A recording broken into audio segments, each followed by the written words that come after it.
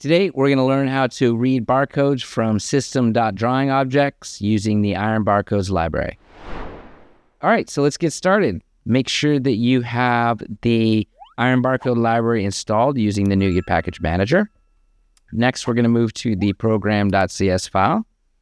So we can start by importing the necessary namespaces, IronBarcode for the barcode functionality, and IronSoftware.Drawing for the image handling. Then we initialize a list of any bitmap, and this will hold our barcodes.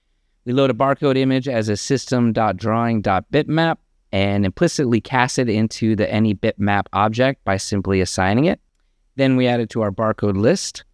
And then similarly, we load a QR code image as a System.Drawing image, casting it to any bitmap and then adding it to the list. Next, we iterate through a list of barcodes. So for each barcode, we read it using the readBarcode.read method. And this method returns a collection of detected barcodes, which we then loop, and then print the value of each detected barcode on the console. So reading barcodes with System.Drawing is just seamless with IronBarcode, and that's why we love using it. Thanks to the ease of use of IronDrawing, it supports implicit casting of image objects from System.Drawing into their objects called any bitmap.